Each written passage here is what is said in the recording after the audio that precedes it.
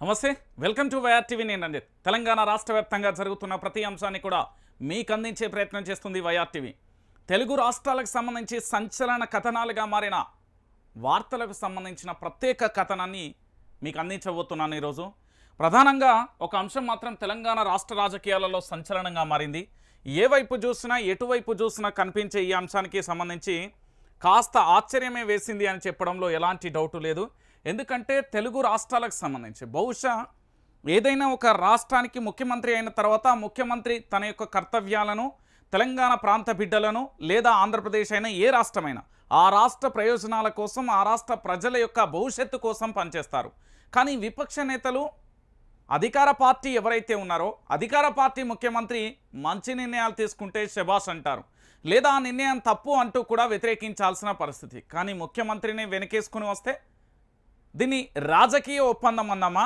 చీకటి ఒప్పందం అనాలా అనేది ఒక్కసారి మీరే ఆలోచించండి రైట్ నేను నేరుగా కూడా వార్తల్లోకి వెళ్ళే ప్రయత్నం అయితే చేస్తా దానికి సంబంధించిన కథనం ఇగో ఇదే ఏంది అంటే తెలుసు కదా జస్టిస్ నరసింహారెడ్డి అని ఇప్పుడు తెలంగాణలో ఈ పదం చాలా ఫేమస్ రాజకీయ వర్గాలలో చాలామందికి కూడా సుపరిచితుడు ఇంకో మాటలో చెప్పాలంటే 2020లో తన భార్య ఇందిరా భూమి కబ్జా చేసినప్పుడు ఇదే కాంగ్రెస్ పార్టీకి సంబంధించిన పొన్నం ప్రభాకర్ ఉత్తమ్ కుమార్ రెడ్డి వారితో పాటు మరికొంతమంది కూడా వెళ్ళి ఆ గోడను బద్దలు కొట్టిన చరిత్ర కాంగ్రెస్కే దక్కుతుంది అలాంటి ఆరోపణలు ఉన్న వ్యక్తినే ఒక విచారణ కమిటీ అంటూ మరేదో అంటూ వేసిన పరిస్థితి అయితే తాను వ్యవహరించే తీరు తొలి ముఖ్యమంత్రి కల్వకుంట్ల చంద్రశేఖరరావుకు చాలా ఇబ్బందికరంగా ఉంది ఏదైనా విచారణ జరిగితే అందులో ఇరు వర్గాలకు సంబంధించిన విచారణ చేయాలి ఫైనల్గా అసలు ఏం జరిగింది దర్యాప్తు మొత్తం పూర్తయిన తర్వాత వాస్తవాలు ఏంటి అనేది ప్రజలకు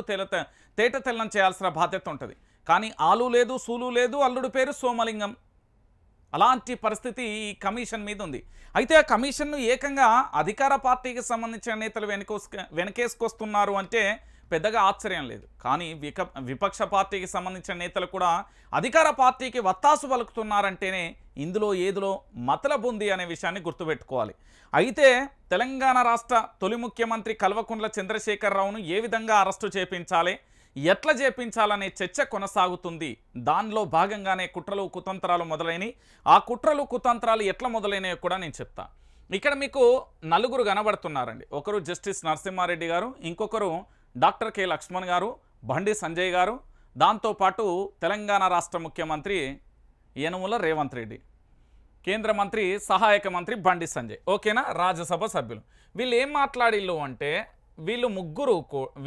వీళ్ళిద్దరూ ఒక అధికార పార్టీకి సంబంధించిన వ్యక్తికి ఏ విధంగా సపోర్ట్ చేస్తున్నారనేది అర్థం కావట్లేదు రెండు జాతీయ పార్టీలే ఒకరు వెనకేసుకొస్తున్నారంటే ఆశ్చర్యం లేదు మరొకరు కూడా అదే బాటలో వెళ్తున్నారంటే ఆశ్చర్యం ఒకసారి చూద్దాం ఇందులో ఒకరికొకరు సాయం మాజీ సీఎం కేసీఆర్ లేఖ విషయంలో జస్టిస్ నరసింహారెడ్డిని వెనకేసుకు వస్తున్న బీజేపీ పవర్ కమిషన్ ఏర్పాటు వెనుక బీజేపీ ఉందా బెంగాల్ సందేశ్ ఖాళీ అల్లర్లపై విచారణకు కూడా ఆయనే ఇక్కడ రేవంత్ అక్కడ మోదీ తెర వెనుక ప్లాన్ ఏమై ఉంటుంది కేసీఆర్ని ఇరికించే ప్రయత్నంలోనే భాగమా గనుల విషయంలోనూ సాయం చేసుకుంటున్నారా రాష్ట్ర ప్రయోజనాలను తాకట్టు పెట్టేలా ఇరు పార్టీలు చర్యలు అంటూ కూడా చూడొచ్చు ఒక క్లారిటీ ఏంటంటే ఈ పెద్ద మనిషి ఎవరైతే ఉన్నారో ఈ జస్టిస్ నరసింహారెడ్డి అనే పర్సన్ ఎవరైతే ఉన్నారో ఈ జస్టిస్ నరసింహారెడ్డికి సంబంధించి ఈ పెద్ద మనిషిని ఏంది బెంగాల్ సందేశ్ ఖాళీ అల్లర్ల విచారణ కూడా ఈయననే ఇది ఎవరు భారతీయ జనతా పార్టీకి సంబంధించి అయితే దీంట్లో ఏంటి అంటే ఇక్కడ రేవంత్ అక్కడ మోడీ తెర వెనుక ప్లాన్ అయితే ఖచ్చితంగా ఉంది రాష్ట్ర తొలి ముఖ్యమంత్రి కేసీఆర్ను ఏ విధంగా అరెస్టు చేయించాలనే కోణంలో భాగంగా ప్లాన్ చాలా క్లారిటీగా కూడా వేశారు అనేది ఒక చర్చ జరుగుతుంది ఒకసారి చూడండి కందకు లేని దురద కత్తికెందుకన్నట్లుగా ఉంది బీజేపీ నేతల పరిస్థితి విద్యుత్ కొనుగోళ్లపై కాంగ్రెస్ ప్రభుత్వం వేసిన విచారణ కమిషన్కు మాజీ సీఎం కేసీఆర్ బహిరంగ లేఖ రాస్తే సొంత పార్టీ నేతలే ఎవరూ పెద్దగా స్పందించలే కానీ బీజేపీ నేతలు మాత్రం పెద్ద ఎత్తున కౌంటర్లు ఇవ్వడం మొదలుపెట్టారు అసలు కమిషన్ ఏ ప్రభుత్వంలో ఉన్నది ఆ కమిషన్ వెనుక ఎవరు power commission chief justice L నరసింహారెడ్డిపై కాషాయం పార్టీ నేతలకు అంత గౌరవం ఎందుకు ఈ ప్రశ్నలకు సమాధానం వెతుక్కుంటూ వెళ్తే రేవంత్ రెడ్డి బీజేపీ మధ్య ఉన్న సంబంధ బాంధవ్యాల దగ్గర ఆ ప్రయాణం ఆగుతుంది. ఇరువురి మధ్య గట్టి బంధమే ఉన్నట్లుగా కూడా చాలా స్పష్టంగా కూడా కనబడుతున్న తరుణం ఇక్కడ కనబడుతుంది. ఏంటి అంటే రాష్ట్రంలో ఉన్నది కాంగ్రెస్ ప్రభుత్వమే అయినా ఆ పార్టీ ప్రత్యర్థి అయిన బీజేపీతో బంధం బలంగా ముడిపడి ఉందన్న విషయం పదే పదే ప్రచారంలోకి అవుతుంది. దీనికి కారణం సీఎం రేవంత్ రెడ్డికి బీజేపీ నేతలతో ఉన్న బంధమేనని పలువురు అంటున్నారు. గత ప్రభుత్వంలో జరిగిన విద్యుత్ ఒప్పందాలపై రేవంత్ సర్కార్ విచారణ కమిషన్ వేసిన విషయం తెలిసిందే. ఈ కమిషన్కు చీఫ్గా ఎల్ నరసింహారెడ్డి బీజేపీతో మంచి బంధం ఉందని తెలుస్తోంది. బెంగాల్లో సంచలనం సృష్టించిన సందేశ్ ఖాళీ అల్లర్లపై ఏర్పాటైన విచారణ కమిషన్కు కూడా హెడ్గా ఆయన నియమించింది. సో ఈ విచారణకు సంబంధించి పెద్ద ఎత్తున కూడా ఈ విచారణ కమిషన్ కూడా పెద్ద ఎత్తున కూడా ఏం చేస్తున్నది అనేది కూడా ఒకసారి మీకు చెప్తా వినండి. ఎందుకు అంటే తెలంగాణ రాష్ట్ర రాజకీయం పెద్ద ఎత్తున విమర్శలు ఎదుర్కొంటుంది. బెంగాల్లో కూడా బీజేపీకి అనుకూలంగా రిపోర్ట్ అందించే కమిషన్గా విమర్శల పాలవుతుంది. అలాంటి వ్యక్తినే రేవంత్ సర్కార్ విద్యుత్ కొనుగోళ్లపై విచారణ కమిషన్ చీఫ్గా ఎంపిక చేయడం ఇక్కడ చర్చనీయాంశంగా మారింది. అయితే ఇదంతా రేవంత్ రెడ్డి బీజేపీ కలిసి చేస్తున్న పనిగా పలువురు విమర్శిస్తున్నారు. ఈ నేపథ్యంలోనే కేసీఆర్ లేఖపై కాంగ్రెస్ కంటే ముందుగా బీజేపీ నేతలు కౌంటర్ ఇవ్వడం మొదలుపెట్టారన్న వ్యాఖ్యలు కూడా వినబడుతున్నాయి. దీన్ని రేవంత్ రెడ్డి సెల్ఫ్ గోల్గా సీనియర్ జర్నలిస్టులు సైతం అభివర్ణిస్తున్నారు. రైట్ వింగ్తో అనుబంధమైన వ్యక్తిని విచారణ కమిషన్కు చైర్మన్గా ఎలా నియమిస్తారన్న ప్రశ్నలు కూడా ఉత్పన్నమవుతున్నాయి. ఇంతటితో ఆగిందా? మాజీ సీఎం కేసీఆర్ లేఖపై కేంద్ర హోంశాఖ సహాయక మంత్రి బండి సంజయ్ కుమార్ స్పందిస్తూ ఘాటైన వ్యాఖ్యలు చేశారు. జస్టిస్ నరసింహారెడ్డిని అవమానించేలా మాజీ ముఖ్యమంత్రి కేసీఆర్ రాతపూర్వకంగా ఇచ్చిన వివరణ ఉందంటూ వ్యాఖ్యానించారు. కమిషన్కు కనీసం గౌరవం ఇవ్వాలనే ఇంకిత జ్ఞానం కూడా లేకపోవడం సిగ్గుచేటంటూ మాట్లాడారు. వాస్తవాలను ముందుంచాల్సిన కేసీఆర్ ఆ కమిషన్ని అవమానించేలా లేఖ రాయడం క్షమించరానిదన్నారు. ఇది ఇలా ఉంటే బీజేపీ ఎంపీ లక్ష్మణ్ మాట్లాడుతూ కేసీఆర్ తీరు హాస్యాస్పదంగా ఉందని విమర్శించారు. విద్యుత్ కొనుగోళ్ల విచారణపై న్యాయ కమిషన్ పైన ఎదురు దాడి చేయడం సరికాదన్నారు. కేసీఆర్ క్షమాపణలు చెప్పాలని డిమాండ్ చేశారు. ఇలా బీజేపీ నేతలు కమిషన్ వెనకేసుకురావడం పలు అనుమానాలకు తావిస్తుంది. తమ చెప్పు చేతలలో ఉండే వ్యక్తి కమిషన్ చీఫ్ కావడమే అందరూ ఒకటే కేసీఆర్ని ఇరికించే ప్రయత్నం జరుగుతుందన్న ఊహాగానాలు నెట్టింటే మొదలయ్యాయి. ఇటు రేవంత్ రెడ్డి అటు బీజేపీ నాయకులు తెర వెనుక చేతులు కలిపారని పలువురు ఆరోపిస్తున్నారు. తాజాగా తెలంగాణ గనులపై వేలానికి మోడీ సర్కార్ ఆదేశాలను ఇవ్వడం కూడా సరికొత్త చర్చకు దారితీశాయి. కేంద్ర గనుల మంత్రిగా కిషన్ రెడ్డి ఛార్జ్ తీసుకున్న తర్వాత ఈ విధానమైన ప్రకటన రావడం పలు అనుమానాలకు దారితీస్తుంది. ఎప్పటి నుంచో రాష్ట్రంలో గనులపై కేంద్రం కన్నేసిన గత కేసీఆర్ సర్కార్ ససేమిరా అంటూ వచ్చింది. ప్రభుత్వం మారాక ఇప్పుడు సీఎం రేవంత్ రెడ్డి ఉండడంతో ఓ మ్యూచువల్ అండర్స్టాండింగ్తో ముందుకు వెళ్ళవచ్చనే ధీమాతో కేంద్రం ఉన్నట్లుగా తెలుస్తుంది. అంతా తమకు అనుకూలమైన వాతావరణం ఉందనే కేంద్రం భావిస్తున్నట్లుగా ప్రస్తుతం చర్చ జరుగుతుంది. అర్థమైందా? ఇక్కడ తెలంగాణ రాష్ట్ర వ్యాప్తంగా ఏం జరుగుతున్నది అంటే నాకును నీకు నేను ఒకరినొకరు విడిచిపెట్టి ఉండలేని మహాప్రేమ బంధం. ఇది గొప్ప ప్రేమికులండి. బీజేపీ కాంగ్రెస్ మామూలు ప్రేమికులు కాదండి బాబోయ్. ఎందుకు ఈ విషయాన్ని చెప్తానంటే 10 సంవత్సరాల పాటు ఉన్న ఏది బీఆర్ఎస్ పార్టీ ఎప్పుడూ కూడా వేలానికి ససేమిరా అన్నది. కానీ వీళ్ళు మాత్రం వీళ్ళ ప్రేమలు చూడరు ఎట్లున్నాయో. ఇక వీళ్ళ ప్రేమలు వీళ్ళు జస్టిస్ నరసింహారెడ్డి కమిషన్ చైర్మన్గా ఉంటే వీళ్ళు స్పందించాల్సిన అవసరం ఏంటి? బెంగాల్లో కూడా మోడీ ప్రభుత్వానికి అనుకూలంగానే ఈ కమిషన్ అక్కడ కూడా కమిషన్కి హెడ్గా అయినా నియమిస్తే అనుకూలంగా వస్తుందని అక్కడ కూడా విమర్శల పాలవుతుంది. దానికి తోడు ఇక్కడ జరిగే చర్చ ఏంటంటే కాంగ్రెస్ పార్టీకి సంబంధించిన మంత్రులు ఎమ్మెల్యేలు ఎమ్మెల్సీలో దానికి సంబంధించిన పార్టీ నేతలు ఎవరైనా స్పందిస్తే ఓహో ఓకే అనుకోవచ్చు. కానీ బీజేపీ నేతలు స్పందించడం అనేది హాస్యాస్పదంగా మారిందంటున్నారు తెలంగాణ ప్రజలు. ఎందుకంటే ఇక్కడ ఒక ఇరకాటంలో ఉంది. వాస్తవాలను మనం చాలా క్లారిటీగా కూడా తెలుసుకోవాలి. తెలంగాణ ప్రాంత బిడ్డలారా 10 సంవత్సరాల పాటు ఈ తెలంగాణలో నిరంతరాయంగా నిర్విరామంగా కూడా అభివృద్ధి అనేది జరిగింది. అభివృద్ధి జరగలేదు అంటే అది హాస్యాస్పదం అవుతుంది. కానీ అభివృద్ధి జరిగింది అంటే అది స్వచ్ఛమైన విషయమే. మీరందరూ గుర్తు పెట్టుకోవాల్సిన విషయం ఏంటంటే తెలంగాణ ప్రాంత బిడ్డలందరూ కూడా ఆలోచించండి. దయచేసి నేనేమంటున్నానంటే ఇక్కడ రేవంత్ రెడ్డి కానీ లక్ష్మణ్ కానీ లేదా బండి సంజయ్ కానీ లేకపోతే కిషన్ రెడ్డి కానీ ఈ కూటమంతా కూడా ఒకటే. ఎట్లా ఒకటి అనే దానికి కూడా ఇక్కడ బలమైన సాక్ష్యాలు ఉన్నాయి. ఒకసారి మీరు ఆలోచించాలి. ఆంధ్రప్రదేశ్ దాంతోపాటు టీఎస్కు సంబంధించి అంటే తెలంగాణకు సంబంధించి ఇక్కడ ముఖ్యమంత్రి చంద్రబాబు మీ అందరికీ తెలుసు. ఇక్కడ రేవంత్ మీ అందరికీ కూడా తెలిసిన విషయమే. అయితే సిబిఎన్ దేంట్లో చంద్రబాబు దేంట్లో ఉన్నాడు? ఎన్డీఏ ప్రభుత్వంలో ఉన్నాడు. భారతీయ జనతా పార్టీకి సంబంధించిన కూటమిలో ఉన్నాడు. ఈ కూటమిలో ఉండి ఏం చేస్తున్నాడు అంటే పూర్తి స్థాయిలో కూడా ఈయనకు సహకారం అందించే విధంగా చేస్తున్న పరిస్థితి కనబడుతుంది. ఈయన శిష్యుడెవరు? రేవంత్ రెడ్డి గారు. ఈ రేవంత్ రెడ్డి చంద్రబాబు అంటే ఇరువురు కూడా పార్టీ ఒకటైనప్పటికీ వ్యక్తులు మాత్రం ఇక ఇద్దరి ఆలోచనలు ఒకటే, స్కూలు ఒకటే, బడి ఒకటే, వాతావరణం, గురువు ఏది చెప్తే శిష్యుడు ఆదేశాలను అనుసరిస్తాడు అనేది యావత్తు తెలంగాణ సమాజానికి మొత్తం కూడా తెలిసిన పరిస్థితే.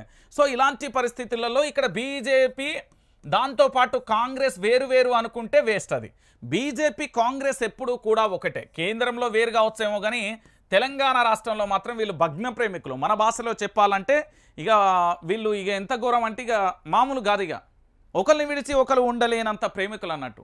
మీరు అందుకే నేను చాలా క్లారిటీగా చెప్తున్నా, కల్వకుంట్ల చంద్రశేఖరరావుకు సంబంధించిన విచారణ కమిషన్ ఏదైనా ఉన్నా, లేకపోతే ఇతరత్ర కమిషన్లు ఇతరత్ర దర్యాప్తు సంస్థలు విచారించినా ఆశ్చర్యం ఏమీ లేదు. దాంట్లో విచారణ చేయవచ్చు. కానీ విచారణ పూర్తి అయిపోయిన తర్వాత, ఫైనల్ స్టేజ్కి అయిపోయిన తర్వాత దానిని అప్పుడు బహిర్గతం చేయాలి. కానీ విచారణ స్టార్టే కాలేదు. ఏది కాకముందుకే పూర్తి స్థాయిలో కూడా మీడియా ముందుకు వచ్చి మాట్లాడుతున్న పరిస్థితి బహుశా ఈ దేశంలో నాకు తెలిసినంత వరకు ప్రజాస్వామ్య దేశంగాని మనం కీర్తించుకుంటామేమో, కానీ ఇక్కడ ప్రజాస్వామ్యం కంటే రాజకీయ నాయకుల చెప్పు చేతలలో పనిచేస్తే దర్యాప్తు సంస్థలే ఎక్కువ ఉన్నాయని దేశంలోని ఉన్న చాలామంది ప్రముఖులు కూడా చెప్పిన పరిస్థితి కనబడుతుంది. నేను మళ్ళీ చెప్తా ఉన్న విషయం ఒకటి, ఒకరికొకరు సాయం చేసుకుంటున్నారు కాబట్టి ఈ తెలంగాణ రాష్ట్రంలో పూర్తిగా కూడా ఏంది అంటే బీఆర్ఎస్ పార్టీని ఖతం చేయాలి, భారత రాష్ట్ర సమితి అనే పార్టీ ఉండకూడదు, కేసీఆర్ అనే ఆనవాళ్ళు ఉండకూడదు అంటూ ఒక్కొక్కటిగా చెరిపే ప్రయత్నం చేస్తున్నారు. కానీ తెలంగాణకు కేసీఆర్కు ఉన్న పేగుబంధాన్ని ఎవరు తెంచలేరు, దాన్ని తుడచలేరు. విషయం ఏంటంటే కేసీఆర్ని ఎలాగైనా బొక్కలో వేయాలి. ఎందుకు వేయాలి జైల్లో అంటే ఓటుకు నోటు కేసులో రేవంత్ రెడ్డి దొరికిండ్రు. అదే ఆడియో విషయంలో అక్కడ ఎవరు చంద్రబాబు దొరికిండ్రు. దాంతోపాటు చంద్రబాబును వైఎస్ జగన్మోహన్ రెడ్డి జైల్లో వేస్తే దాని పూర్తి సహకారం కూడా కేసీఆర్ అందించిండనే ఒక వాదన కూడా కొనసాగుతుంది. సో ఇరువురికి సంబంధించి వ్యక్తిగత రాజకీయాలు, వ్యక్తిగత కక్షలు తప్ప ఇక్కడ వాస్తవానికి జరిగిన అవినీతి లొట్టపీసు ఏముండదు. విద్యుత్ సంస్థలకు సంబంధించి వాళ్ళు ఒప్పందాలు చేసుకుంటారు, వాళ్ళు ఎంఓయూలు చేసుకుంటారు, ఇతరత్ర ఏదైనా చేసుకుంటారు. బై విద్యుత్ నిరంతరాయంగా తెలంగాణ ప్రాంత బిడ్డలందరూ కూడా ఆత్మవిమర్శ చేసుకోండి. కేసీఆర్ అనే వ్యక్తి కంటికి రెప్పలా నిరంతరం కూడా 24 గంటల విద్యుత్ సరఫరా చేసిండా లేదా అనేది తెలంగాణ ప్రాంతం అంతా కూడా తెలుసు. దాంతోపాటుగా ఎండాకాలంలో కూడా మత్తళ్ళు పోసే విధంగా చెరువులు ఉన్నాయా లేదా అనేది ఒకసారి ఆలోచించాలి. నేను మళ్ళీ చెప్తున్నా, దయచేసి ఏంది అంటే తెలంగాణ ప్రాంత బిడ్డలారా వీళ్ళ ట్రాప్లో పడి నిజంగానే కేసీఆర్ అనే వ్యక్తి తప్పు చేసిండు అనే కోణంలోకి వెళ్ళకండి దయచేసి. ఇది తెలంగాణ ప్రాంతంలో బీజేపీ దాంతోపాటు కాంగ్రెస్ కలిసి ఆడుతున్న జంట నాటకం, ప్రేమ జంటల నాటకం. ఇది కేసీఆర్ను ఎట్టి పరిస్థితులలో ఎట్లనైనా అరెస్టు చేయాలనే కోణంలో జరుగుతున్న ఒక కుట్రగా అభివర్ణించడంలో ఎలాంటి డౌటు కూడా లేదు. దాంతోపాటు ఇంకొక విషయం ఏంటంటే వీళ్ళు గెలిచిళ్ళు, ఓకే, గెలిచిన తర్వాత అధికారంలోకి వచ్చిన తర్వాత వీళ్ళు ఏం చేయాలి? ప్రజలకు ప్రభుత్వానికి మధ్య వారధిగా పనిచేసే ప్రశ్నించే గొంతుకల మీద కేసులు పెడుతున్నారు. అలా కాకుండా ప్రజలకు ప్రయోజకరమైన పరిపాలన అందించాల్సింది పోయి కేవలం వీళ్ళ స్వార్థ రాజకీయాల కోసం మాత్రమే పనిచేస్తున్నారనేది నిర్మోహమాటంగా కూడా చెప్పవచ్చు. ఇక దీనితో పాటుగా వీళ్ళు గెలిచిర్రు. ఎట్లా గెలిచిర్రు? ఇప్పుడు క్వశ్చన్ మార్క్ ఉన్నది నాకు. ఎందుకు అంటే ఇక్కడ నేను ఒక అంశాన్ని తీసుకొచ్చినా, మీరు చాలా క్లారిటీగా చూడొచ్చు. ఈరోజు భారతీయ జనతా పార్టీ అయినా, కాంగ్రెస్ పార్టీ అయినా, అక్కడ చంద్రబాబు అయినా, లేకపోతే ఇతరత్ర అయినా ఈ దేశానికి సంబంధించి చాలా రకాలుగా కూడా ఒక క్వశ్చన్ మార్కులా మారిపోయిన పరిస్థితి కనబడుతుంది. దిక్కులన్నీ బిక్కటిల్లేలా చదువుకున్న మేధావులు సైతం కూడా అర్థం కాని ఒక ప్రశ్నార్థకమైన విషయం. దీంట్లో ప్రధానంగా కూడా ఎలాన్ మాస్క్ అనే వ్యక్తి కూడా చేసిన వ్యాఖ్యలు ఇప్పుడు సంచలనంగా మారుతున్నాయి. ఏంటంటారా? ఒకసారి మీరే చూడుర్రి. ఇక్కడ మీకు కనబడుతున్న అంశం చాలా క్లియర్ కట్టు. ఈవీఎంల గుట్టు విప్పేది ఎవరు? ఈవీఎంలు. అభివృద్ధి చెందుతున్నాం, ఆధునిక యుగంలో అడుగు పెట్టాం, కానీ ఖచ్చితంగా కూడా ఎన్నో దేశాలలో కూడా ఈవీఎంలను పక్కన పెట్టి ఓటు ఏదైతే బ్యాలెట్ బాక్సులు ఉన్నాయో దాన్నే ఇంకా కంటిన్యూ చేస్తున్నారు. ఒక్కొక్కటిగా ఈవీఎంల అక్రమాలు వెలుగులోకి ఒక్కసారి చూడండి. ముంబైలో గెలిచిన శివసేన షిండే అభ్యర్థి రవీంద్ర వాయ్కర్పై దర్యాప్తు కొనసాగుతుంది. ముంబైలో గెలిచిన శివసేనకు సంబంధించిన షిండే అభ్యర్థి మీద అక్కడ దర్యాప్తు కొనసాగుతుంది. ఆయన బంధువు మొబైల్తో ఈవీఎంలను ఆపరేట్ చేసినట్లుగా కూడా ఆరోపణలు వినబడుతున్నాయి. ఈవీఎంలను కేవలం ఒక మొబైల్ ఫోన్తోని ఆపరేట్ చేయొచ్చన్న ఒక చర్చ కూడా కొనసాగుతుంది. ఈవీఎంల హ్యాకింగ్ అసాధ్యమేమీ కాదన్న టెక్కు దిగ్గజం ఎలాన్ మాస్క్ అంటూ కూడా చెప్తున్నారు. ఈవీఎంలను చాలా సాధారణంగా కూడా హ్యాక్ చేయొచ్చు, అదేం అసాధ్యమైన పని కాదు, అది చాలా సింపుల్ విషయం అంటూ కూడా ఆయన చెప్పుకుంటూ వస్తున్నారు. ఇక ఏఐ ద్వారా ఈజీగా కూడా హ్యాక్ చేయొచ్చు అంటూ కూడా ట్వీట్ చేసిన పరిస్థితి కనబడుతోంది. దీని గురించి ఇప్పుడు మాట్లాడాలి. ముంబై ఘటన నేపథ్యంలో ఈవీఎంలపై కాంగ్రెస్ అగ్రనేత రాహుల్ గాంధీ అనుమానాలు వ్యక్తం చేశారు. ప్రజాస్వామ్య వ్యవస్థలో పారదర్శకత లేకుంటే భవిష్యత్తు లేదన్న రాహుల్, ఏపీలో ఓటింగ్ సరళిపై పలువురు ప్రజలు నేతల సందేహాలు, మా ఓట్లు ఏమయ్యాయి అంటున్న జనం. నిజంగా కూడా ఆంధ్రప్రదేశ్లో ఇప్పటికీ కూడా ఒక క్వశ్చన్ మార్కు. కాంగ్రెస్ పార్టీ లేదా అక్కడ ఉన్న తెలుగుదేశం పార్టీ, అక్కడ ఉన్న జనసేన కావచ్చు, అక్కడ ఉన్న భారతీయ జనతా పార్టీ కావచ్చు, మరి వైసీపీ కార్యకర్తలే లేరా? ఆంధ్రప్రదేశ్లో అసలు వైసీపీ కార్యకర్తలు వేసిన ఓట్లు ఏడబోయినాయి? ఇది మాత్రం చాలా అనుమానాలకు తావిస్తున్న పరిస్థితి కనబడుతుంది. విజేతలే ఆశ్చర్యపడేంత మెజార్టీలు రావడంపై డౌట్స్. 20 లక్షల ఈవీఎంలు ఏమయ్యాయన్న ఉండవల్లి. ఇక బీజేపీతో పొత్తు కోసం చంద్రబాబు పాటలన్నీ ఆరోపణలకు బలం చేకూర్చేవే. నోరు విప్పని సిఈసి కూటమి నేతలు బహిరంగంగా పరీక్షిస్తే తప్ప రహస్యం వీడదంటూ టెక్ నిపుణులు. ఇలాంటి సందేహాల వల్లే ఈవీఎంలకు స్వస్తి చెప్పిన ప్రపంచ దేశాలు అంటూ కూడా చెప్పిన పరిస్థితి కనబడుతుంది. ఒకసారి ఇక్కడ చూడొచ్చు, హ్యాక్ చేయవచ్చు. ఏ విధంగా? ఎన్నికలలో ఈవీఎంలను ఉపయోగించవద్దు. Elon Musk. ఇండియాలో ఈవీఎంలను సురక్షితమేనని కేంద్ర మాజీ మంత్రి రాజీవ్ శేఖర్ స్పష్టీకరణ. ఈవీఎంలో బ్లాక్ బాక్సుల లాంటివే. రాహుల్ గాంధీ. ఎన్నికలకు బ్యాలెట్ పేపర్లతోనే నిర్వహించాలి. అఖిలేష్. ఇక మహా ఈవీఎం వివాదం. ముంబై నార్త్ వెస్ట్లో 48 ఓట్లతో నెగ్గిన శివసేన అభ్యర్థి మొబైల్ ఫోన్తో ఈవీఎంలను హ్యాక్ చేశారనే ఆరోపణలు. కౌంటింగ్ కేంద్రంలో ఆపరేటర్ ఫోన్ను వాడినట్లుగా ఎవరు వాయకర్ బంధువు ఫలితాలన్నీ ప్రభావితం చేశారని మిడ్ డే పత్రిక కథనం ఖండించిన రిటర్నింగ్ ఆఫీసర్ అంటూ కూడా ప్రధాన అంశానికి సంబంధించి కూడా హైలైట్ చేసిన పరిస్థితి కనబడుతుంది. సో మొత్తానికి ఇప్పుడు ఇది ఒక చర్చనీయాంశంగా మారింది. ఎక్కడ చూసినా కూడా ఈవీఎంల పంచాయతీ కొనసాగుతుంది. నిజంగా ఈవీఎంలకు సంబంధించిన ఏ విధంగా ఉంది, ఎట్లున్నది అంటే దీన్ని ఎంత ఆలోచించినా కూడా ఆశ్చర్యకరంగానే మారిపోతున్న పరిస్థితి కనబడుతుంది. ఈ ఈవీఎంలను ఎంత త్వరగా కూడా మనం ఎంత పరీక్షించినా కూడా వాస్తవాలు కూడా చాలా క్లారిటీగా కూడా అర్థం కాని పరిస్థితి. ప్రపంచ దేశాలు సైతం ఈవీఎంలను పక్కన పెట్టినాయి. దాన్ని చాలా క్లారిటీగా కూడా హ్యాకింగ్ చేయొచ్చు అనేది ఎలన్ మాస్కే చెప్పిండు. ప్రపంచ టెక్ దిగ్గజమే చెప్పిన పరిస్థితి కనబడుతుంది. అంటే ఒకసారి మీరు అందరూ కూడా ఆలోచించాలి, ఈ ఈవీఎంల వివాదం ఎప్పటికీ పరిష్కారం అవుతుంది అనేది కూడా చూడాలి. దాదాపుగా 18 లోక్సభ ఎన్నికల ఫలితాలు వెలువడిన జూన్ 4న అందరినీ ఆకర్షించిన లోక్సభ స్థానం మొత్తం నార్త్ వెస్టే. ఎందుకంటే అక్కడ గెలుపొందిన శివసేన అభ్యర్థి రవీంద్రకు వచ్చింది కేవలం 48 ఓట్ల ఆధిక్యం. ఈ సార్వత్రిక ఎన్నికలలో ఇదే అత్యల్ప మెజార్టీ. ఇప్పుడు దాని చుట్టే రగడ మొదలైంది.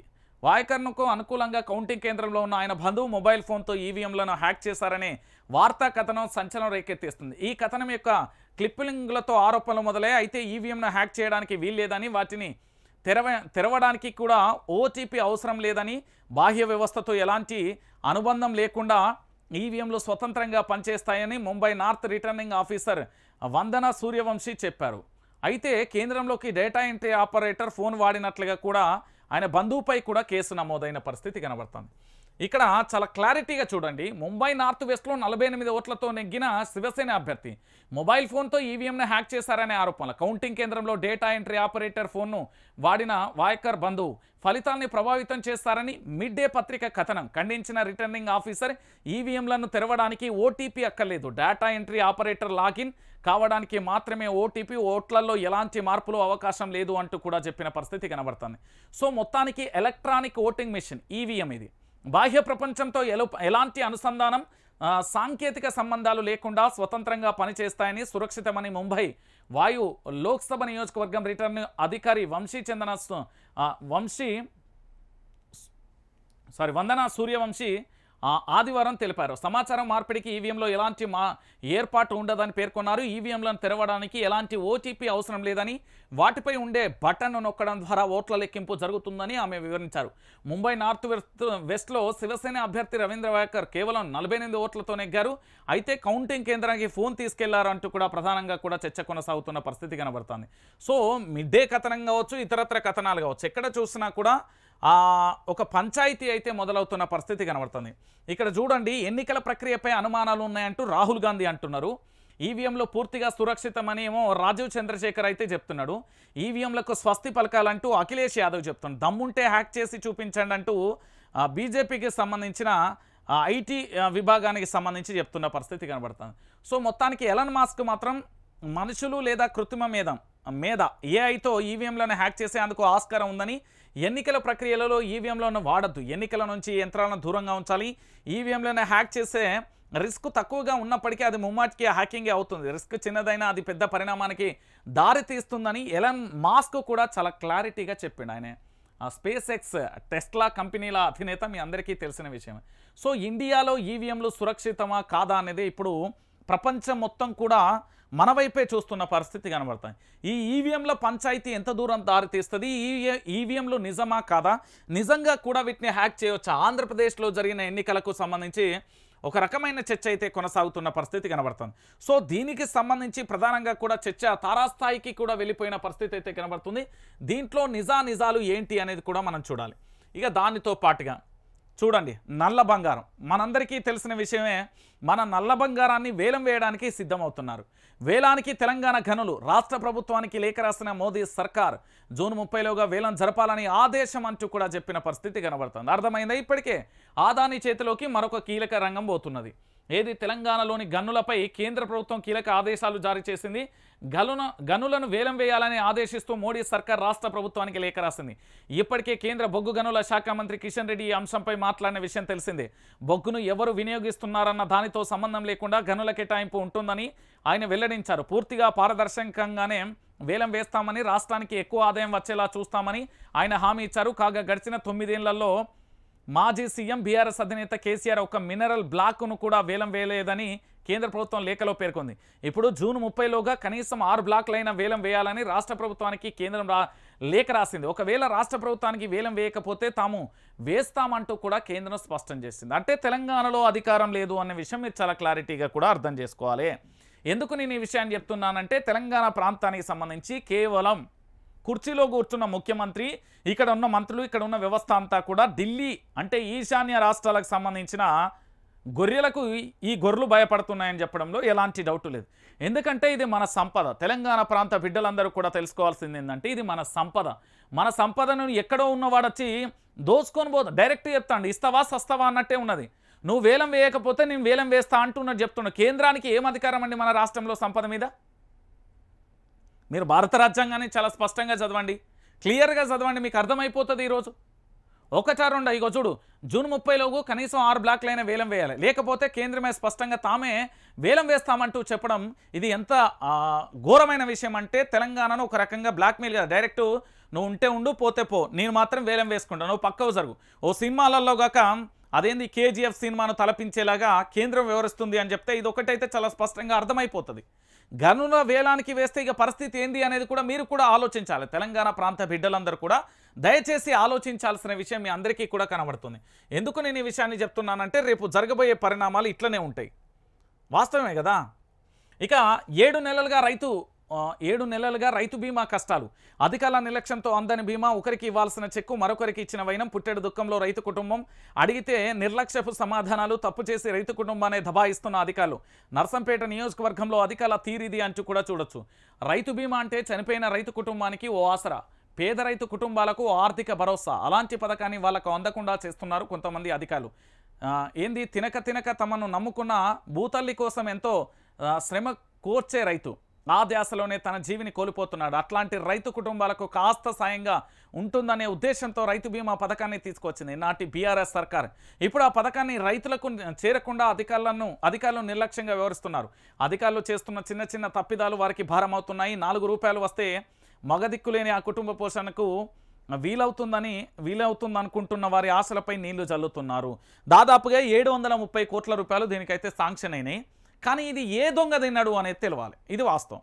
ఎందుకు అంటే, రైతు బీమా అనేది ఒక అద్భుతమైన పథకం. ఇది నేను ఎందుకు చెప్తున్నా అంటే, చాలా క్లియర్ కట్గా గుర్తుపెట్టుకోండి. ఇక్కడ దాదాపుగా ఒక కుటుంబానికి 5 లక్షల, 3 లక్షల, 2 లక్షల, 10 లక్షల అనే విషయాన్ని పక్కన పెడితే, ఒక కుటుంబ యజమాని కనుక చనిపోతే ఆ కుటుంబ యజమాని ప్లేస్లో వాళ్ళ యొక్క భార్య పిల్లలు బ్రతకాలంటే ఖచ్చితంగా కూడా మీరు అందరూ గుర్తుపెట్టుకోవాల్సిన విషయం ఏంటి అంటే, వాళ్ళకు ఆర్థిక సపోర్ట్ అనేది చాలా అవసరమవుతుంది. ఇప్పుడు భర్త లేకుండా భార్య బయటికి వెళ్ళి ఈ సమాజంలో తల ఎత్తుకొని తిరిగి 4 రూపాయల అప్పైనా, లేకపోతే తన కుటుంబ పోషణకైనా, మళ్ళీ వ్యవసాయం చేయడానికైనా ఈ పైసలు పనికొస్తాయనే ఒక ఉద్దేశంతో కదా ప్రభుత్వం చేసింది. అంటే ఈరోజు దీన్ని నిర్లక్ష్యంగా వ్యవహరిస్తున్నారు అనే విషయాన్ని కూడా చూడాల్సిన పరిస్థితి కనబడుతుంది. ఇక మీకు తెలుసు కదా, ఆగస్టు 1 నుంచి బాధుడు షురు. అటు రిజిస్ట్రేషన్ల ఛార్జీలు, ఇటు మద్యం ధరలు భారీగా వసూళ్లకు రేవంత్ సర్కార్ సిద్ధం. త్వరలో నివేదికలో ప్రతిపాదనలు. భారీగా పెరగనున్న మద్యం ధరలు, కొత్త బ్రాండ్లు, అధిక ధరలతో మద్యం ప్రియులపై భారం. కాంగ్రెస్ పార్టీ అధికారంలోకి వచ్చి 6 నెలలు దాటింది, ఇప్పటికే ఆలస్యమైంది అనుకుంటున్నారో ఏమో. పాలకులు బాధుడు శ్రీకారం చుట్టారు. జనాల జేబుకే చిల్లు పెట్టి రిజిస్ట్రేషన్ ఛార్జీలు, మద్యం ధరలు పెంచి సర్కార్ ఖజానా నింపుకునే ప్లాన్కు అమలుకు సిద్ధమవుతున్నది. ఆగస్టు 1 నుంచి ధరల కొరడాతో జనాలను బాధేందుకు రేవంత్ సర్కార్ ముహూర్తం ఫిక్స్ చేసింది అంటూ కూడా చెప్పిన పరిస్థితి కనబడుతుంది. మీరు చాలామంది కూడా తెలంగాణ ప్రాంత బిడ్డలు అమాయకులు కాదు. మనం ఒక చైతన్యవంతమైన గడ్డ. ఈ గడ్డలో పోరాట స్ఫూర్తి కలిగిన గడ్డ. ఈ గడ్డకు సంబంధించి ప్రధానంగా కూడా మీరందరూ ఆలోచించాల్సిన విషయం ఏంటంటే, ఈరోజు తెలంగాణ ప్రాంత బిడ్డలందరినీ కూడా మీ మీద మోసం జరుగుతున్నది అనే విషయాన్ని మీరు గుర్తుపెట్టుకోవాలి. ఎట్లా అంటే 6 గ్యారంటీలకు సంబంధించిన 13 అంశాలను అమలు చేయడానికి ఈ రాష్ట్రం ఏదైతే తెలంగాణ రాష్ట్రం ఉందో, మన రాష్ట్రానికి సంబంధించిన ఈ బడ్జెట్ ఏదైతే ఉందో ఆ బడ్జెట్ లేదు. బడ్జెట్ సరిపోదు. 6 గ్యారంటీలను అమలు చేయాలంటే పక్క దేశానికి సంబంధించి చైనా కానీ ఈ దేశంలో ఉన్న అన్ని రాష్ట్రాలకు సంబంధించిన వాళ్ళ యొక్క బడ్జెట్లు అన్నీ తీసుకొస్తే మన తెలంగాణలో ఉన్న ఈ 6 అంశాలు ఏవైతే ఉన్నాయో ఈ 6 గ్యారంటీలకు సంబంధించిన 13 అంశాలు నెరవేరుతాయి. అప్పటి వరకు నెరవేరాయి. అయితే ఏం చేస్తున్నారు అంటే చాలా చాకచక్యంగా కూడా మీరు చూడొచ్చు. ప్రభుత్వ భూములకు సంబంధించి తనఖా పెట్టడం అంటే తాకట్టు పెట్టి రుణాలు తీసుకునే ఒక పద్ధతి. రెండో పద్ధతి ఏం చేస్తున్నారంటే వీళ్ళు రిజిస్ట్రేషన్కి సంబంధించి ఎకరా భూమి, 2 ఎకరాలు, 3 ఎకరాలు, 4 ఎకరాలకు సంబంధించి సాదా బైనామా లేకపోతే పానీ నకలు ఇతరత్ర దాంట్లోతో పాటు ఆ భూమిని రిజిస్ట్రేషన్ అయితే ఒక వ్యక్తి మీద పేరు మీద తీసుకుంటే దాన్ని రేట్లు డబల్ చేయడం కానీ, దాని తర్వాత మద్యం. తెలంగాణ రాష్ట్ర ప్రభుత్వం నడుస్తున్నది అంటేనే కేవలం అత్యంత ఘోరమైన విషయం ఏంటంటే మద్యం మీద ఒక రాష్ట్ర ప్రభుత్వం నడుస్తున్నది అంటే ఇది ఆ ప్రాంత బిడ్డలు ఎంత చైతన్యవంతులో అర్థం చేసుకోవాలి. మద్యాన్ని బ్యాన్ చేయాల్సింది పోయి ఆ మద్యం మీద పూర్తి స్థాయిలో ఈరోజు తెలంగాణ రాష్ట్ర వ్యాప్తంగా నడుస్తుంది అంటే ఒకసారి ఆలోచించాలి. ఇక ఎవరైనా మహిళా సంఘాలు ఉన్నాయి ఇక్కడ తెలంగాణ రాష్ట్ర వ్యాప్తంగా అది ఇది అనే పీకుడుగాలు ఎవరైనా మాట్లాడితే వాళ్ళని అట్లనే ఉరికించి ఊరి పొలిమేర దాటిదాకా దాన్నారు. నేను చెప్తున్నా కదా, ఈరోజు ప్రతి సామాన్యుడి మీద భారం వేయడానికి సిద్ధపడ్డది ప్రభుత్వం. ప్రతి సామాన్యుడికి సంబంధించి వాళ్ళ జీవితాన్ని ఆగం చేయడానికి సిద్ధపడ్డది ప్రభుత్వం. ప్రతి సామాన్యుడి మీద నడుం బిగించి హుక్కు పిడికిలు వేసి మరీ పూర్తి స్థాయిలో కూడా ఏం చేస్తున్నది అంటే ఈ ప్రభుత్వం మన జీవితాలను ఆగం చేసి మన మీదనే పైసలు వసూలు చేసి మళ్ళొక్కసారి మీకు రుణమాఫీ పేరుతోని ఇతరత్ర పేరుతోని శ్రీకారం చుట్టబోతుంది. గుర్తుపెట్టుకోరు. ఇక దాంతో పాటుగా ఈయన తెలుసు కదా, తెలంగాణ రాష్ట్రం వస్తే చీకటికి అవుతుంది. తెలంగాణ రాష్ట్రానికి ₹1 కూడా ఏం చేసుకుంటూ చేసుకో. తెలంగాణ రాష్ట్రం వస్తే నక్సలిజం పెరుగుతుంది. తెలంగాణ రాష్ట్రం వస్తే అంధకారంలోకి వెళ్తుంది. తెలంగాణ రాష్ట్రాన్ని మీకు ఏంది పరిపాలించుకునే దమ్ము ధైర్యం పరిపాలన వ్యవస్థ మీకు తెలియదు.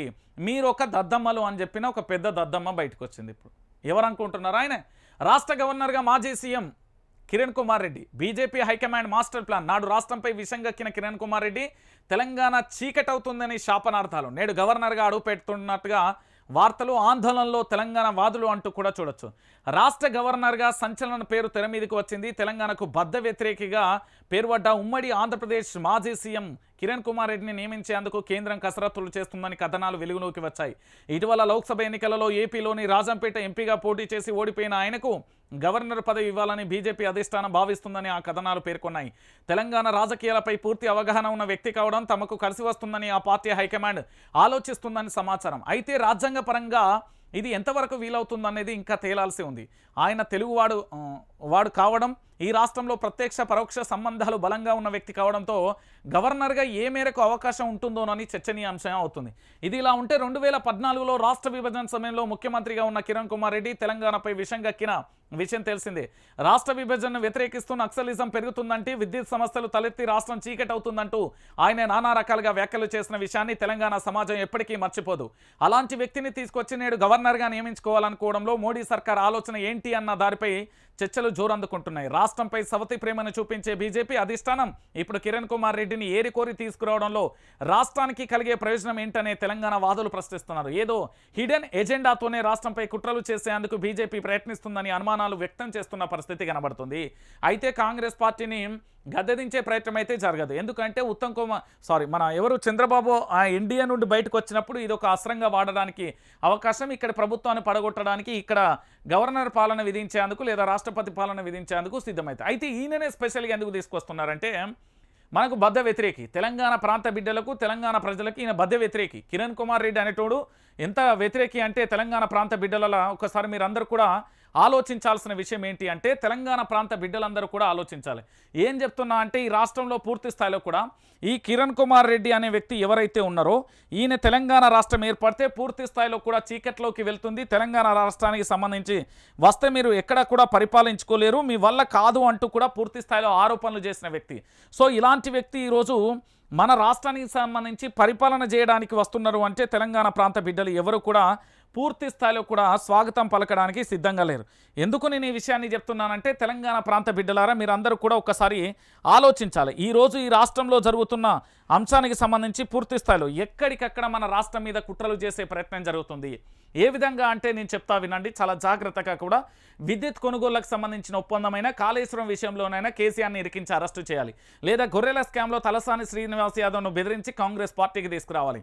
దాంతోపాటు తెలంగాణలో ఉన్న గనుల మీద వీళ్ళు ఫోకస్ పెట్టి ఆ గనులను ఎట్టి పరిస్థితుల్లోనైనా ఆ గనులకు సంబంధించి ఎట్టి పరిస్థితుల్లోనైనా వేలం వేసి తెలంగాణ సంపద దోచుకోవాలి.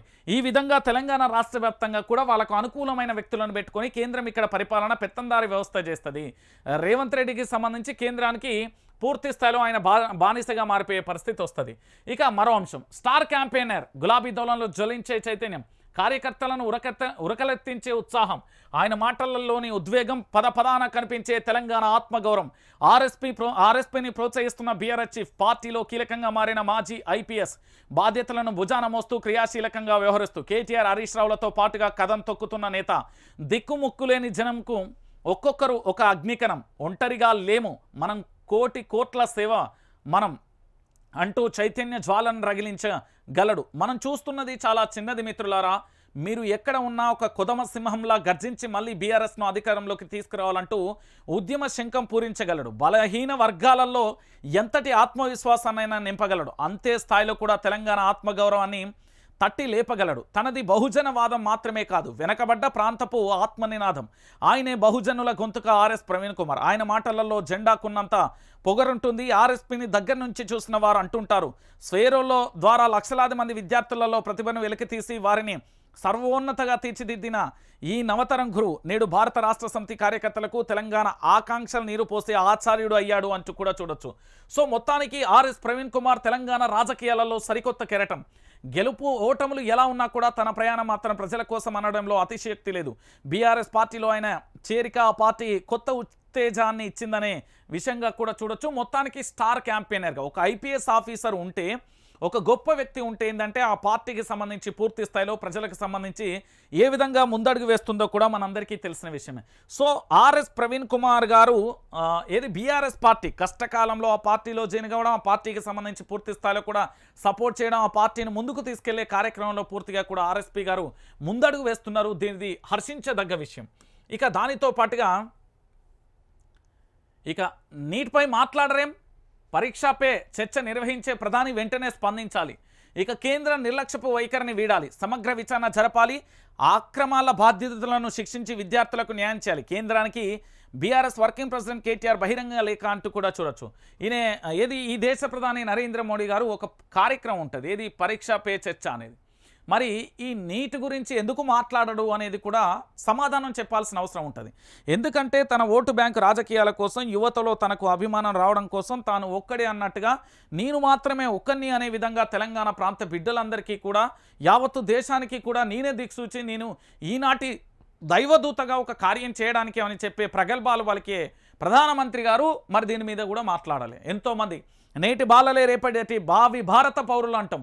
ఆ భౌతవ్యాన్ని, ఆ యువత యొక్క ఏంది అంటే వాళ్ళ యొక్క భవిష్యత్తుపై నీలి నీడలు కమ్ముతున్న పరిస్థితులు, ఈ పరీక్షలలో అక్రమాలు జరుగుతూ ఉంటే కనీసం దీని గురించి ఎందుకు మాట్లాడట్లేదు అనే విషయం కూడా ఈరోజు చర్చనీయాంశంగా కూడా మారుతున్న పరిస్థితి కనబడుతుంది. ఇది ఇక్కడితోనే ఆగిపోతుందా అంటే కాదు కదా, ఒక్కసారి మీరు ఆలోచించాల్సిన విషయం. రైట్. ఇక చీఫ్ మినిస్టర్ భట్టి చిన్న అక్షరాలలో డిప్యూటీ, హైదరాబాద్లో వెలిసిన ఫ్లెక్సీలు, కాంగ్రెస్లో కలకలం. ఇప్పటికే రేవంత్ భట్టి మధ్య విభేదాలు తారాస్థాయికి అంటూ కూడా చూస్తున్న పరిస్థితి కనబడుతుంది. మొత్తానికి తెలంగాణ రాష్ట్ర ముఖ్యమంత్రిగా భట్టి విక్రమార్క అంటూ కూడా ఫ్లెక్సీలు దర్శనమిచ్చాయి. ఇది పూర్తి స్థాయిలో కూడా డిప్యూటీ సీఎం భట్టి విక్రమార్క జన్మదినం సందర్భంగా హైదరాబాద్లో పలు చోట్ల వెలిసిన భారీ ఫ్లెక్సీలు కాంగ్రెస్ పార్టీ శ్రేణులలో కలకలం రేపుతున్నాయి. వీటిలో భట్టి విక్రమార్క ఆయన భార్య నందిని నిలువెత్తు ఫోటోలు ముద్రించి కింద పెద్ద అక్షరాలతో హ్యాపీ బర్త్డే చీఫ్ మినిస్టర్ అని కూడా రాసి చిన్న అక్షరాలతో డిప్యూటీ సీఎం అని కూడా రాసిన పరిస్థితి కనబడుతుంది. ఇది ప్రస్తుతం తెలంగాణ రాష్ట్ర వ్యాప్తంగా కూడా ఒక చర్చనీయాంశంగా మారుతుంది. మరొకసారి కాంగ్రెస్ పార్టీలో కల్లోలం మొదలైందా? ఇప్పటికే భట్టి విక్రమార్క దాంతోపాటు రేవంత్ మధ్యలో గ్యాబు ఆల్మోస్ట్ నక్కకు నాగలోకానికి అంత దూరంగా కూడా వెళ్ళిపోయింది. వీళ్ళిద్దరి మధ్యలో తారాస్థాయిలో నువ్వెంత అంటే నువ్వెంత చిన్న బచ్చేతా బచ్చే అని ఇక ఒకరికొకరు పరోక్షంగా తిట్టుకుంటున్న పరిస్థితి కనబడుతుంది. మళ్ళొక్కసారి కాంగ్రెస్లో ఆ సునామీ ఎజెండా వచ్చిందా ఏంటి అనేది కూడా మనమైతే వేచి చూడాల్సిన పరిస్థితి కనబడుతుంది. ఇక దీనితో పాటుగా ఇంకా మరొక అంశం ఏంటంటే తెలంగాణ ప్రాంత విషయాలను బిడ్డలందరూ కూడా చెప్పాల్సిన పరిస్థితి కనబడుతుంది. నిన్న జస్టిస్ నరసింహారెడ్డి గారు మళ్ళొక క్లారిటీ ఇచ్చారు. జరిగేదే మీడియాకు చెప్పాను, దానికి వేరు నిర్వాచనలను ఆపాదించకూడదు. కేసీఆర్ నుంచి కమిషన్కు లేఖ అందింది, కొన్ని ప్రశ్నలకు సమాధానం దొరికాయి. రేపు ఆ లేఖపై లోతుగా సమీక్ష నిర్వహిస్తాం, ఆయన లేవనెత్తిన అంశాలపై నిపుణులతో చర్చిస్తాం, ఆ తర్వాతే తదుపరి ఎంక్వైరీ చర్యలపై స్పష్టత. BHEL ప్రతినిధులను కూడా విచారిస్తాం. జ్యుడిషియల్ కమిషనర్ జస్టిస్ నరసింహారెడ్డి ఇటీవల కేసీఆర్ రాసిన లేఖ అందిందని, అందులోని అంశాలను ప్రాథమికంగా పరిశీలించామని జ్యుడిషియల్ కమిషన్ జస్టిస్ నరసింహారెడ్డి స్పష్టం చేశారు. అందులో కొన్ని ప్రశ్నలకు సమాధానాలు దొరికాయన్నారు. ఎంక్వైరీ కంప్లీట్ కాకముందుకే మీడియా సమావేశంలో కొన్ని వివరాలను తాను వెల్లడించడంపై కేసీఆర్ అభ్యంతరం వ్యక్తం చేశారని తెలిపారు. జరిగిన పరిణామాలపై మాత్రమే తాను బహిర్గతం చేశానని, దానికి వేరువేరు నిర్వచనాలు ఆపాదించడం సమంజసం కాదు అంటూ చెప్పింది. ఏదైనా విచారణ జరిగినప్పుడు ఇప్పుడు కోర్టులో విచారణ అంతా పూర్తయిపోయిన తర్వాత తీర్పు వస్తుంది, కానీ దానికి సంబంధించి ఎందుకు తీర్పు వస్తుందండి? ఒక జస్టిస్ గిట్ల చెప్పడం ఎంతవరకు కరెక్టు అనేది తెలంగాణ ప్రాంత బిడ్డలందరూ కూడా ఒక్కొక్కరు భారీ స్థాయిలో కూడా నిప్పులు జరుగుతున్న పరిస్థితి కనబడుతుంది. ఇక దానితో పాటుగా మరొక అంశానికి సంబంధించి కూడా చూడొచ్చు. ఏది గెలిచే స్థానాలలో ఎందుకు ఓడిపోయాం? మహబూబ్ నగర్, మెదక్, చేవెళ్ల స్థానాలలో విజయం అని సర్వే నివేదికలు. పొరపాటు ఎక్కడ జరిగింది? కార్పొరేషన్ పదవులు ఇచ్చిన అభ్యర్థులను గెలిపించలేకపోయారు, వారిపై యాక్షన్ తీసుకోవాలని ఏఐసీసీ ఆదేశం. పనిచేయని వారికి పదవులు ఇవ్వద్దని మెసేజ్. అధిష్టానానికి త్వరలో PCC నుంచి నివేదిక. కర్ణాటక, మధ్యప్రదేశ్, ఛత్తీస్గఢ్కు సంబంధించిన వాటిపై త్వరలో కాంగ్రెస్ పెద్దలు రివ్యూ అంటూ కూడా చూడొచ్చు. మంత్రుల ఇలాకాలో vote share down. Bhatti Uttam నియోజకవర్గాలలో కాస్త మెరుగు, మిగిలిన 10 చోట్ల అసెంబ్లీ కన్నా తక్కువే. లోక్సభ ఫలితాలపై కాంగ్రెస్లో చర్చ. 6 నెలలలో తగ్గడంపై పోస్ట్ పోల్ రివ్యూ అంటూ కూడా ప్రధాన అంశానికి సంబంధించి కూడా హైలైట్ చేసిన పరిస్థితి కనబడుతుంది. సో మొత్తానికి గెలిచే స్థానాలు కాంగ్రెస్ పార్టీ మహబూబ్ నగర్, మెదక్, చేవెళ్లలో గెలుస్తుందని గట్టి విశ్వాసాన్ని అయితే వ్యక్తం చేసింది. విశ్వాసాన్ని వ్యక్తం చేసినప్పటికీ కూడా ఓడిపోయింది. ఓడిపోయిన పరిణామాలను మనం చూస్తూ ఉంటే ఆ పార్టీకి సంబంధించి ఎవరైతే కార్పొరేషన్ చైర్మన్ పదవులు ఇచ్చారో ఆ కార్పొరేషన్ పదవులకు సంబంధించి ఇచ్చినా కూడా ఓటు బ్యాంక్ ఎందుకు షేర్ తగ్గింది? మంత్రి ఇలాకాలో కూడా షేర్ తగ్గడానికి, ఓటు షేర్ తగ్గడానికి గల బలమైన కారణాలు ఏంటి అంటూ కూడా ఒక ప్రధానమైన చర్చ కొనసాగింది. అయితే ఈ చర్చకు సంబంధించి ప్రధానంగా కూడా మనం ఆలోచించాల్సిన విషయం ఏంటంటే, కాంగ్రెస్ పార్టీకి సంబంధించి రెఫరెండంలో ప్రజలు విజయవంతమైనరు. ఈ పార్టీ యొక్క పరిపాలన మాకు బాగోలేదు అంటూ కూడా ప్రజలు ఇచ్చిన తీర్పు కూడా మనం గౌరవించాల్సిన పరిస్థితి కనబడుతుంది. ఇక దానితో పాటుగా మరొక అంశానికి సంబంధించి కూడా మనం చూడొచ్చు. మొత్తానికి తెలంగాణ రాష్ట్ర వ్యాప్తంగా కూడా ఒక చర్చ అయితే కొనసాగుతుంది. అది మీ అందరికీ తెలిసిన విషయమే. ఏంటి అంటే ఇగో ఇక్కడ మండలిలో ఆకర్ష్. బీఆర్ఎస్ ఎమ్మెల్సీలపైన కాంగ్రెస్ గురి. కనీసం 14 మందిని చేర్చుకునేందుకు యత్నాలు. మండలి చేరిన గుత్తాపై బీఆర్ఎస్ అవిశ్వాసం పెట్టనుందన్న వార్తలతో అప్రమత్తం. గతంలో ఇలాగే కాంగ్రెస్ ఎమ్మెల్సీలను చేర్చుకున్న బీఆర్ఎస్ నాట్ సీన్ రివర్స్ అయ్యే ఛాన్స్ అంటూ కూడా చెప్పిన పరిస్థితి అయితే కనబడుతుంది.